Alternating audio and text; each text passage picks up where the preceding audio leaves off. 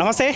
Gandhi hospital దగ్గర ఉన్న పోయిన వారం గురువారం రోజు భువనగిరి గురుకుల సంక్షేమ హాస్టల్ సంబంధించి దాదాపు ఒక 15 నుంచి 18 మంది పిల్లలు కలుషిత ఆహారం తీసుకొని వాళ్ళ అస్వస్థతకు గురి కావడంతో వాళ్ళని ఇతర గవర్నమెంట్ హాస్పిటల్ తర్వాత హైదరాబాద్ ప్రైవేట్ హాస్పిటల్కి తరలించడం జరిగింది.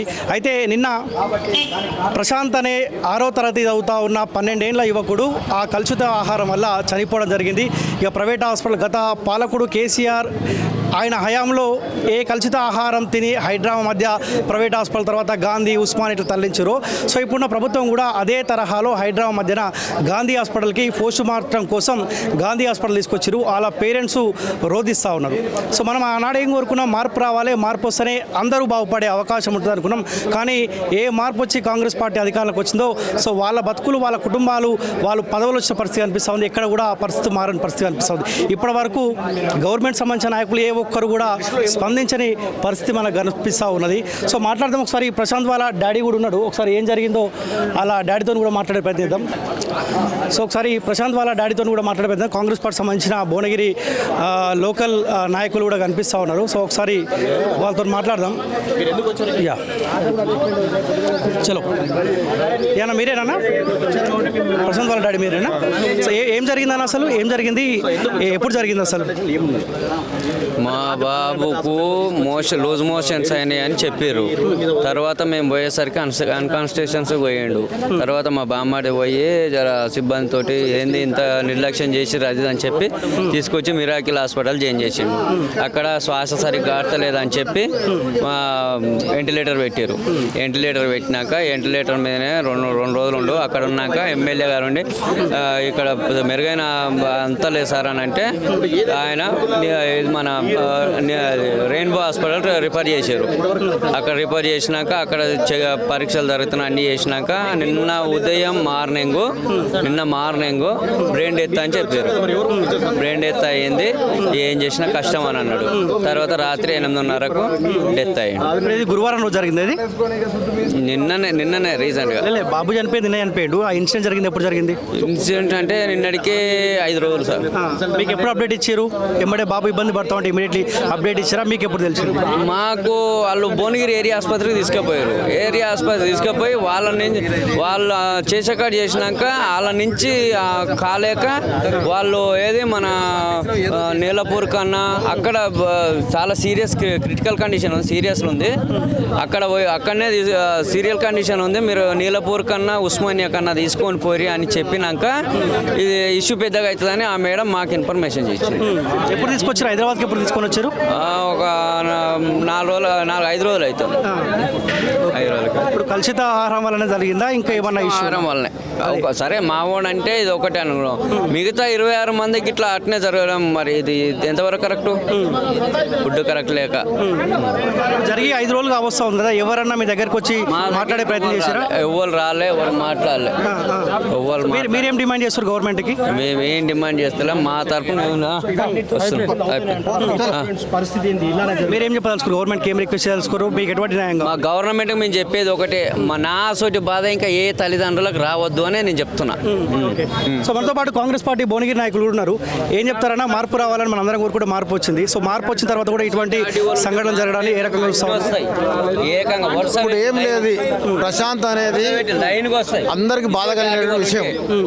తర్వాత ఏంటంటే అక్కడ ఉన్నటువంటి గురుకుల హాస్టల్ ఏదైతే ఉందో ఆ పిల్లలకు ఆ ఫుడ్ పాయిజన్ కావడం చాలా బాధాకరమైనటువంటిది. విద్యార్థులకు పెట్టవలసిన ఫుడ్ పెట్టకుండా ఆ కొడుకులు కకృతి పడేదో ఇబ్బంది పడ్డారు. దానికి గౌరవ ఎమ్మెల్యే గారు మా ధర్మారెడ్డి పేర్లకు వచ్చి ఇమ్మీడియట్ ఆడికి వెళ్ళిపోయింది. తర్వాత హాస్పిటల్ కావాలంటే ప్రవేశ హాస్పిటల్ కూడా చేసి ఆ ఖర్చులు కూడా ఇచ్చిండు. గౌరవ ఎమ్మెల్యే గారు కూడా ఏంటంటే నిన్న నుంచి అన్వేషణలో పెట్టుకొని జరగొద్దని అక్కడ సస్పెండ్ కూడా చేయించిన వాడని. తర్వాత అది జరగకూడదని నిర్ణయిస్తున్నాం. కఠినమైన నిర్ణయాలు తీసుకుంటాం. ఎంత పెద్ద ఆఫీసర్ అయినా సరే అది ఖచ్చితంగా న్యాయం చేస్తాం. గతంలో కూడా ఇలాంటి సంఘటనలు చాలా జరిగినాయి కదా, మీరు ముందుగా వస్తేనే కాస్త అలర్ట్ ఎందుకు కాలేదు? విఫలమైంది అనుకోవచ్చా మీ గవర్నమెంట్? లేదు, మేము 131 రోజే వచ్చి 131లా ఈ యొక్క సంక్షేమ పథకాలు చేస్తూ అవి చేసుకుంటూ మా ఎమ్మెల్యే గారు అదే హాస్టల్ పోయి భోజనం చేసిండు. మీ దౌష చూసి ఉంటారు. మా గౌరవ ఎమ్మెల్యే గారు అదే హాస్టల్ పోయి భోజనం కూడా చేస్తే భోజనం మంచిగా పెట్టాలి. హాస్టల్ ఏది ఫ్యాన్ కావాలంటే ఫ్యాన్ సొంత డబ్బులతో ఇప్పించిండు. తర్వాత కూలర్ కావాలంటే కూలర్ ఇప్పించిండు. ఇంకా కూలర్ ఫిల్టర్. ఇప్పుడు నేను అనేది ఏంటంటే ఈ యొక్క వాటర్ ఫిల్టర్ ఇప్పించింది కాబట్టి ఇంకా కొన్ని సంక్షేమ పథకాలు తర్వాత దాని అవసరాలు చాలు. ఆ బిల్డింగ్ అయితేనే అన్ని చేస్తున్నాడు. ఇది 131 రోజులలో కొంచెం చేయలేకపోయినా ఇంకా కూడా చేస్తాం. ఇది ఇలాంటివి జరగకుండా ఖచ్చితంగా చర్యలు తీసుకోగలుగుతాం. కానీ ఈ సంఘటన జరగగానే గవర్నమెంట్ ఎంబడే అలర్ట్ అవుతుంటే ఈ ప్రమాదం జరగకపోయేది కాకుండా ఈ అబ్బాయి బతికేటోడు అని అంటా ఉన్నారు. అలర్ట్ అయ్యారు కానీ ఇది ఫైజన్ అనేది కొంచెం ఎక్కువై ఈ అబ్బాయికి ప్రశాంత్ అనే అబ్బాయి ఇంకో మన సిర్పంగి అబ్బాయి కూడా మా గ్రామమే, మా మండలమే. ఆ అబ్బాయి కూడా ఉస్మానియాలో ఉండు కోలుకుండు. ఈ అబ్బాయి కూడా కోలుకుంటా తల్లిదండ్రులు ఎప్పుడైతే కోరుకున్న 5 నిమిషాలనే ఈ హాస్పిటల్ పంపించాడు. రెయిన్బో హాస్పిటల్కు, ప్రైవేట్ హాస్పిటల్కు పంపించాడు. సొంతం డబ్బులు కట్టిండు. సొంతం డబ్బులు వాళ్ళ బిడ్డ రాత్రి 3 గంటల దాకా మాట్లాడింది. రాత్రి 12 గంటల వరకు ఉన్నాడు ఎమ్మెల్యే గారు. దానికాడ ప్రజాప్రతినిధిగా ఎమ్మెల్యే గారు స్వయశక్తులు ప్రయత్నం చేసిండు. ఇప్పుడు కూడా ఆ కుటుంబానికి ప్రైవేటు అవుట్సోర్సింగ్లో జాబ్ ఇప్పిస్తామంటుండు. వాళ్ళ కొంత ఆర్థిక సాయం కూడా సొంతం చేస్తామంటుండు.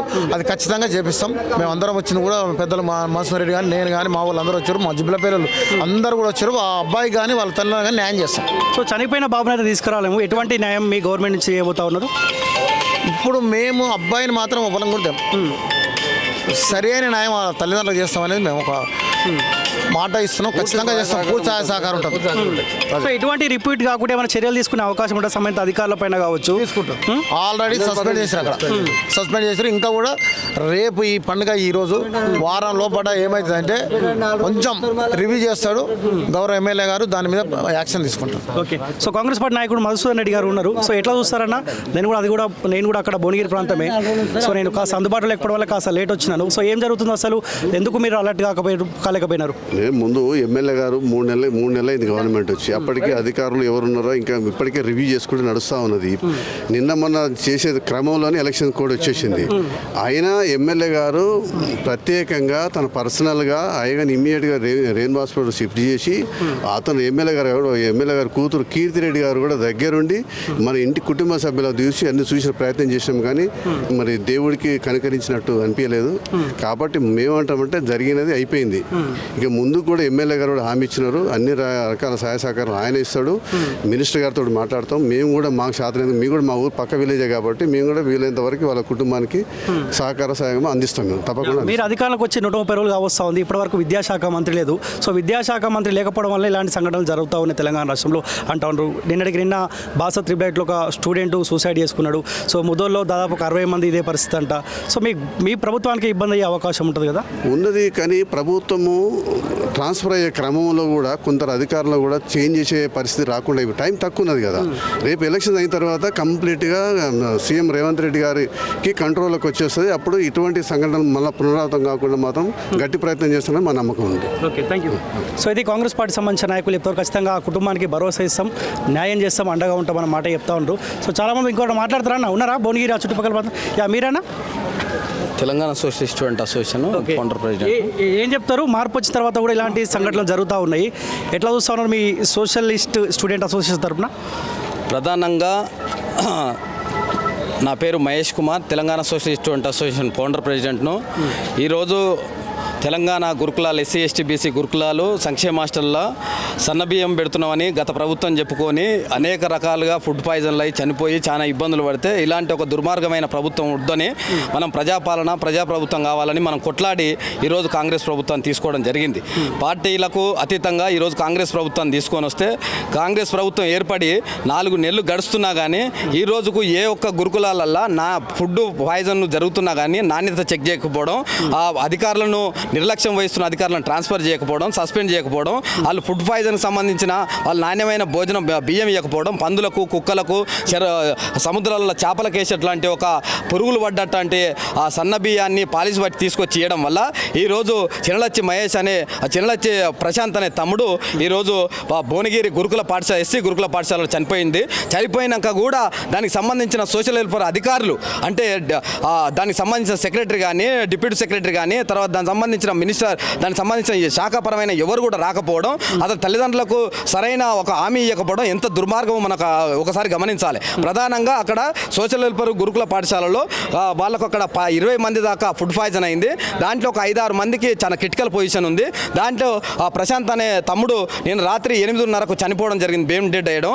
అంటే అతన్ని గత 5 రోజుల నుంచి వెళ్ళి ఆ గురుకుల పాఠశాలలో ఎస్సీ గురుకుల పాఠశాల భువనగిరిలో వాళ్ళు నిర్లక్ష్యం చేయడం వల్ల అంటే ఏదైతే స్కూల్లో ఉందో వాళ్ళు సరైన వైద్యం ఇవ్వకపోవడం వల్ల, ఒక ఎంబీబీఎస్ డాక్టర్లు గురుకుల పాఠశాలలు లేకపోవడం వల్ల 600 మంది స్టూడెంట్స్ కలిగిన గురుకుల పాఠశాలలో ఒక ఎంబీబీఎస్ డాక్టర్ ఉండడు. కనీసం ఒక దానికి సపోర్టెడ్ రిలేటెడ్ ఉన్న ఒక డాక్టర్ లేకపోవడం, ఆర్ఎంపీ కన్నా స్థాయి తక్కువ ఒక నర్సులు ఉండడం వల్ల, ఏదో ఒక ట్యాబ్లెట్ ఇవ్వడం వల్ల అక్కడ రియాక్షన్ అయిపోయింది. దాన్ని వెంటనే పసిగట్టకుండా ఒక పై స్థాయి హాస్పిటల్కి తీసుకురాకుండా చిన్న చిన్న క్లినిక్లలో తిరిగి చేదాటిపోయినాక తల్లిదండ్రులకు ఒప్పజెప్పడం వల్ల ఆ తల్లిదండ్రులు ఏం చేయలేని పరిస్థితిలో తీసుకొచ్చే క్రమంలో రెయిన్బో హాస్పిటల్ వేయడం వల్ల అప్పటికే చేదాటిపోవడం, ఈ రకంగా ప్రశాంత్ చనిపోయిండు. ఇలాంటిది రిపీట్ కాకుండా ఉండాలంటే రాష్ట్ర వ్యాప్తంగా ఉన్న ఎస్సీ ఎస్టీ బీసీ గురుకుల పాఠశాలల్లో, సంక్షేమ హాస్టళ్లలో వెంటనే ఫుడ్ కమిషన్ వేసి ఎమ్మటే ఫుడ్ క్వాలిటీ చెక్ చేయాలి. వెంటనే దానికి సంబంధించిన క్లినిక్లు కానీ బలంగా ఏర్పాటు చేయాలని Telangana socialist student association demand చేస్తుంది, హెచ్చరిస్తుంది. లేని పక్షంలో రాష్ట్ర వ్యాప్తంగా తెలంగాణ సోషలిస్ట్ స్టూడెంట్ అసోసియేషన్ నుంచి వెళ్ళి రాష్ట్ర వ్యాప్తంగా అగ్నిగుండం చేస్తాం. ఆర్ కృష్ణను కలుపుకొని పెద్ద ఎత్తున ఉద్యమాలు నిర్మిస్తాం. ఖచ్చితంగా ఇప్పటి వరకు కూడా ఏమాత్రం సిగ్గి ఉన్నా, ఏమాత్రం శరం ఉన్నా కానీ ఈ తెలంగాణ కాంగ్రెస్ ప్రభుత్వం వెంటనే సోషల్ వెల్ఫేర్ మినిస్టర్ని ఇవ్వలేదు. దుర్మార్గమైన ప్రభుత్వం ఇప్పటి వరకు విద్యాశాఖ మినిస్టర్ని ఇవ్వలేదు. ఈ యొక్క బలమైన శాఖల మినిస్టర్లు ఇవ్వకుండా నిమ్మకు నీరెత్తినట్టు ప్రవర్తించుకుంటూ మళ్ళీ ఎలక్షన్లు, ఎంపీ ఎలక్షన్లు ఎట్ట గెలవాలని దుర్మార్గంగా ఆలోచిస్తుంది. కాబట్టి వెంటనే ఇలాంటి సంఘటనలు జరగకుండా మా దళిత వర్గాలకు, ఈ పిల్లలకు ఇబ్బంది కాకుండా మీరు వెంటనే దీని మీద చర్యలు తీసుకోకపోతే పెద్ద ఎత్తున దళిత సంఘాల నాయకులందరినీ కలుపుకొని తెలంగాణ సోషలిస్ట్ స్టూడెంట్ అసోసియేషన్ తరఫున పెద్ద ఎత్తున మేము పోరాటాలు చేస్తాం. ఎక్కడ కూడా వదిలిపెట్టాం. వాళ్ళకి వెంటనే గవర్నమెంట్ జాబ్ ఇవ్వాలి, వాళ్ళకు ఆర్థికపరమైన వెసులుబాటు కల్పించాలి. లేని ఎడల మేము అన్ని గురుకుల పాఠశాలలు విజిట్ చేస్తాం. పెద్ద ఎత్తున వాళ్ళకి జరుగుతున్న అన్యాయాల మీద మేము పెద్ద ఎత్తున పోరాటాలు చేస్తామని తెలియజేస్తున్నాను. సో గతంలో బీఆర్ఎస్ పార్టీ అయినా కూడా ఇలాంటి సంఘటనలు చాలా జరిగినాయి. సో అప్పుడు ఇదే కాంగ్రెస్ పార్టీ ప్రతిపక్ష పార్టీ హోదాలో ఉన్నప్పుడు రియాక్ట్ అయినాయి. సో ఎందుకు ఇప్పటి వరకు ఎవరు కూడా రియాక్ట్ కావట్లేదు, స్పందించట్లే? సంబంధిత ఎమ్మెల్యే ఒక్కడు రియాక్ట్ అయ్యింది అనుకుంటా. సో ఇప్పటి నుంచి అధికార పార్టీ నుంచి ఏ ఒక్కరు కూడా రెస్పాన్స్ అవ్వలేదు. దీనికి ఒక ప్రధాన కారణం ఏంటంటే ఈ యొక్క ప్రజాప్రతినిధులు వాళ్ళు పాలకపక్షంలో ఉన్నా, వాళ్ళ ఒక ప్రతిపక్షంలో ఉన్నా, వాళ్ళ ఒక గోల్ ఒకటే ఉంది.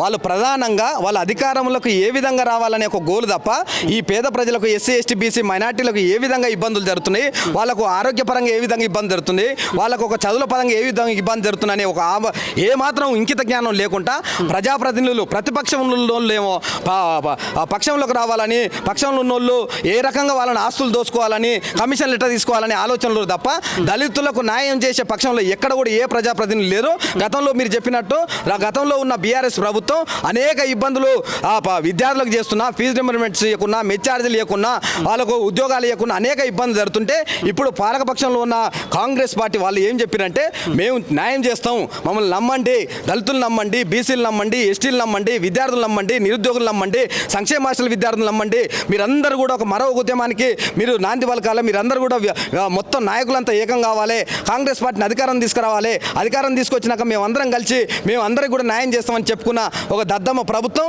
ఈరోజు ఒక్కరు కూడా ఈరోజు ముందుకు రాకపోవడం, ఒక చిన్న పిల్లగాడు పసికూన చనిపోతే ఇప్పటి వరకు కనీసం ఒక రాష్ట్ర ప్రభుత్వం ప్రెస్ మీట్ పెట్టి మినిస్టర్లతోని కానీ ఆ సంబంధిత అధికారులతోని కానీ మేము ఈ రకంగా కుటుంబానికి మేము చేయూతనిస్తాం, వాళ్ళకు మేము సపోర్ట్ చేస్తాం, వాళ్ళకు ఆర్థికంగా ఆదుకుంటాం, దాంతోపాటు వాళ్ళకు ఏదో ఒక ఉద్యోగం చూపెడతాం, ఏదో ఒక డిపార్ట్మెంట్లని భరోసా ఇవ్వకపోవడం ఎంత దుర్మార్గమో, ఎంత సిగ్గుచేటో ఒకసారి మనం ఆలోచించాలి. కాబట్టి మేము మీడియా సముఖంగా ఒకటే చెప్తున్నాము, రేపు రాబోయే రోజులల్లా ఇలాంటిది రిపీట్ అయితే మాత్రం రాష్ట్ర వ్యాప్తంగా ఎంపీ ఎలక్షన్లు గెలుచుడు తర్వాత సంగతి కానీ రాష్ట్ర వ్యాప్తంగా అన్ని సంక్షేమ హాస్టల్ గురుకులాలను విజిట్ చేసి పెద్ద ఎత్తున ఫుడ్ పాయిజన్ కాదు అక్కడ జరుగుతున్న దుర్మార్గాలు, అన్యాయాలను నిర్లక్ష్యం వహిస్తున్న ఆఫీసర్లను వెంటనే సస్పెండ్ అక్కడ రిమూవ్ చేయకపోతే మేము పెద్ద ఎత్తున ఉద్యమం చేస్తాం. ఇంత జరిగినాక కూడా ప్రజాప్రతినిధులు ఇక్కడికి రాకపోవడం దుర్మార్గం. ఎందుకంటే వాళ్ళకి ఎంతసేపు ఎలక్షన్లు ఎట్లా గెలవాలి, గెలిచిన ఎలక్షన్ల కలెక్షన్లు ఎట్లా చేసుకోవాలనే ఆలోచనలు తప్ప పాపం ఇక్కడ దళితులు ఇబ్బందులు జరుగుతారు. వాళ్ళకి ఎంతో కొంత ఎక్స్గ్రేసి బలంగా ఎక్స్గ్రేసి ఇచ్చి వాళ్ళకు బలమైన హామీ ఇచ్చి వాళ్ళకు ఒక కుటుంబానికి ఒక ప్రభుత్వ ఉద్యోగం, ఏదో ఒక డిపార్ట్మెంట్ ప్రభుత్వ ఉద్యోగం ఇస్తాం. అవి రెండు కూడా అంటే పానం పోయినాక కూడా వాళ్ళు బలమైన హామీ ఇవ్వలేనంత దుర్మార్గమైన పరిస్థితులు అంటే ఒకసారి ప్రజాప్రతినిధులు కానీ, ఒకసారి దళిత సంఘాలు కానీ, ప్రజా సంఘాలు కానీ గమనించవలసిన అవసరం, బాధ్యత ఎంతైనా ఉంది.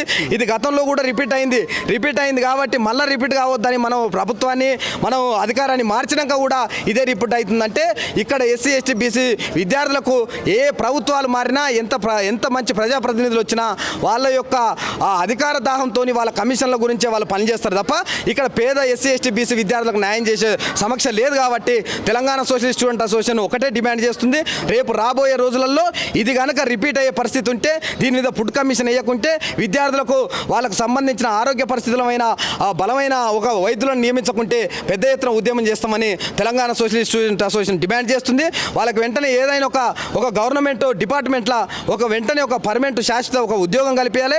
దాంతోపాటు ఆర్థికపరమైన ఎక్స్గ్రేసియా కూడా ఇవ్వాలని మేము Telangana socialist student association demand చేస్తుంది. థ్యాంక్ యూ అన్న. సో ఒకసారి భువనగిరి ప్రాంతం సంబంధించిన వాళ్ళు కూడా ఉన్నారు, ఒకసారి వాళ్ళతో కూడా మాట్లాడే ప్రయత్నిద్దాం. ఆ తల్లి రోధిస్తూ ఉన్నది. సో ఇది అధికార పార్టీ సంబంధించిన కాంగ్రెస్ పార్టీ సంబంధించిన నాయకుల వాళ్ళ ఇండ్లలో వాళ్ళ పిల్లలకి ఇలాంటి పరిస్థితి కలుషిత ఆహారం తీసుకొని ఇబ్బంది పడితే సో ఆ కుటుంబాలకు తెలుస్తాం. ఎందుకంటే రాజకీయ నాయకుల ఎవరిని కూడా ఆ పిల్లలు కార్పొరేట్ హాస్పిటల్ చదువుకునే అవకాశం ఉంటుంది కాబట్టి ఎవరింట్లో కూడా ఇటువంటి పరిస్థితి వచ్చే అవకాశం ఉంటుంది కాబట్టి వాళ్ళు సంతోషంగా ఉంటారు. సో అల్టిమేట్గా ఇటువంటి ఇబ్బందులు గత పాలకుడు కావచ్చు, ఇప్పుడు పరిపాలిస్తున్న కాంగ్రెస్ పార్టీ అయినా కూడా పేద కుటుంబంలోనే ఇటువంటి పరిస్థితులు జరుగుతున్న పరిస్థితి మనం చూస్తూ ఉన్నాం. సో ఒకసారి ఆ తల్లి ఉన్నది, ఆ తల్లితోటి కొద్దిసేపు మాట్లాడే ప్రయత్నం చేద్దాం. ఎవరమ్మా? ఇవ్వనేనా అమ్మ? ఏం జరిగిందమ్మా అసలు? ఏమైందమ్మా? ఏమైంది? ఎప్పుడు మీ బాబు ఏమన్నా చెప్పిండా మీతోటి? ఏం జరిగింది అసలు? ఉగాది రోజు ఫోన్ చేసిండు నా కొడుకు, సార్ మమ్మీ నువ్వు రా మమ్మీ, పండుగకు అందరు వచ్చారు, నువ్వు రా మమ్మీ అని ఫోన్ చేసిండు నా కొడుకు. నేను మొన్న సండే రోజే వస్తేగా బండు, నేను వారం వస్తలేను బండు. ఈ వారం వస్తుంటే నాకు బస్సులు దొరకక ఆగమాగం అవుతున్నా బండు అని చెప్పిన నాయన నా కొడుకు. అందరు వచ్చి రా మమ్మీ అంటే నేను 2 రోజులు అయినాక మనోళ్ళ పండుగ ఉందని చెప్పిన నా కొడుకు. నా బండు అందరు వచ్చి రా మమ్మీ అంటే ఇప్పుడు ఏం దొరుకుతాయి బండు అని చెప్తే నా బండు మమ్మీ నువ్వు రాని ఫోన్ చేసి నా కొడుకు ఏడిచిండు సార్. నేను వీడియో కాల్ చేసిండు నా కొడుకు. వీడియో కాల్ మాట్లాడి ఓ మమ్మీ నాకు సరదైందని చెప్పింది సార్ నా కొడుకు. నేను చూపించుకో అని చెప్పినా నా బండు, నువ్వు వస్తున్నా చూపించుకుంటా అని చెప్పిండు నా బండు. నువ్వు విసురుద్దుకో అని చెప్పినా నా బండు. అమ్మా నీకు నాకు మాటలు బంద్ అని చెప్పిండు నా బండు. నువ్వు దేవుడు ఆడిచ్చిండా బండు నీకు నాకు మాటలు లేవని బండు. నువ్వు చెప్పినవే తేజ, నా తేజ. మళ్ళా తెల్లారు ఫోన్ చేసి నా కొడుకు వస్తున్నావా అని ఫోన్ చేసి నా కొడుకు 1 గంటలకు ఫోన్ చేసి మమ్మీ వెళ్ళినావా అంటే నాయనా నేను 2 రోజులు అయినాక వస్తా అని చెప్పినా నాయనా. నేను ఎంత తొందరగా చేసుకుంటే రా తేజు, నా తేజు. ఎప్పుడు చెప్పిరమ్మా మీకు ఇది గురువారం జరిగింది? ఎప్పుడు చెప్పిరమ్మా మీకు జరిగిందని? శుక్రవారం జరిగిందా? ఎప్పుడు చెప్పిరమ్మా మీకు? శుక్రవారం 1 గంటలకు ఫోన్ చేసింది సార్ నాకు. అంతకంటే బుధవారం రోజు నుంచే నా కొడుకు బాత్రూమ్ పెట్టిందంట. బాత్రూమ్ పెట్టాక అక్కడ పిల్లగాళ్ళు అక్కడ టీచర్ ఉంటాడు, సార్ ఉంటాడు, ఏముంటాడు డాక్టర్ సార్. పిల్లగాడు ఒక టాబ్లెట్ ఇవ్వగానే అలా వాడు రూమ్లో వండుకుందంట సార్ నా కొడుకు. బాత్రూమ్ వస్తుందని మళ్ళీ బాత్రూంలో పోగానే రక్తం పోయిందంట నా కొడుకు. అందరోజు ప్రశాంత్ గాడు రక్తం పోతుండు మేడం అంటే మీకెందుకు మీరు చెప్పకూరని వాళ్ళని గసిరిచ్చిందంట సార్ మేడము. నా బండు వాళ్ళ డాడీకి ఫోన్ చేయంటే నేను అప్పుడే మాట్లాడినా, వాళ్ళ మమ్మీతోనే మాట్లాడినా అని చెప్పిందంట సార్ నా బండుతోనే. మాకు ఎవరికి ఫోన్ చేయలేదు సార్. నా పిల్లగానికి గిట్ట అయిందని బుధవారం వేస్తారు వాళ్ళనే ఉంచుకుందంట. శుక్రవారం రోజు 1:30కు ఫోన్ చేసి చెప్పింది నా బండి గిట్లుందని. వాళ్ళే తీసుకుపోయారు హాస్పిటల్కి, మీరు తీసుకెళ్ళిరా? మాకు ఫోన్ చేయగానే బస్సులు దొరకగానే మా ఊళ్ళో అందరికీ ఫోన్ చేసిన సార్. నేను ఎవరు కూడా రాలేదు అప్పటికి. మా తమ్ముడు భువనగిరికి ఆ రోజు ఏదో పని మీద వెళ్తే అది స్కూల్ కాడికి హాస్టల్ కాడికి పోగానే మొత్తం స్పర్శ లేదంటే ఏమీ లేదంటే బాత్రూమ్ పోయిందంట. బాత్రూమ్ పోగానే మొత్తం జ్వరం ఎక్కువై పిడిచి వచ్చిందంట సార్. పిడిచి వచ్చి పడిపోయిందంట అక్కడనే. ఇక అంతే సార్. మా తమ్మిని కెరక సార్ ఇక జరిగింది నాకు తెలియదు సార్. ఇక మా తమ్ముడే తీసుకొచ్చింది సార్. అక్కడ ఏం జరిగిన సంగతి నాకు తెలియదు సార్. చనిపోయిన ప్రశాంత్ ఎవరు తీసుకెళ్ళాలమ్మా? ఇప్పుడు గవర్నమెంట్కు ఎటువంటి న్యాయం కావాలని మీరు అనుకుంటా ఉన్నారమ్మా? నాకేందో వస్తలేదు సార్. ఏం చెప్తారమ్మా మీరు? ఇటువంటి గతంలో కూడా జరిగినాయి. సో కాంగ్రెస్ పార్టీ వచ్చిన తర్వాత కూడా ఇలాంటివి జరుగుతూనే ఉన్నాయి. ఎటువంటి న్యాయం కావాలని మీరు కోరుకుంటా ఉన్నారమ్మా? మాకు న్యాయమే కావాలి సార్. అగోది నా కొడుకే మాట్లాడతాడు. మేము మాకు ఇల్లు లేదు. మేము ఇంతవరకు మాట్లాడుతున్నామో మాట్లాడదాం. మాకు మాట్లాడేంత పరిస్థితి లేదు. నా కొడుకు ఇంకో కొడుకు కూడా మీరు ఏమవుతారమ్మా ప్రశాంత్కి? ప్రశాంత్కి నాయనమ్మని. నాయనమ్మ మీతో మాట్లాడినా ఇట్లా అవుతా ఉందమ్మా? అన్నాడు. అవునా? మాట్లాడలే. పోయినాడే చూసినా పోతున్నావా నాన్న అంటే పోతున్నాడే అన్నాడు. మళ్ళీ ఎన్నడు వస్తావు బిడ్డ అంటే మళ్ళీ వస్తేనే పండుగ ఉందిగా పండుగకు వస్తా అన్నాడు. భద్రం బిడ్డ అన్నాడు. అంటే పైసలు ఉన్నాయి అంటే అలా ఏం కొనుక్కొని ఇయరే, షాపులు లేవు ఏం లేవు, పండ్లు గిన్లు యువతలకి వెళ్ళనియరు, గేట్లో పడుకు రానియరు, ఉండయి మమ్మల్ని గేట్ దాటియరు, పైసలు వద్దే, పైసలు ఉంటే ఎందుకని కొడతారు అని చెప్పి అన్నాడు. అంతే. ఎవరైనా పట్టించుకోరమ్మా? గవర్నమెంట్ నుంచి ఎవరైనా వచ్చి హాస్పిటల్ రాలే. ఇయ్యాలనే వస్తుర్రు.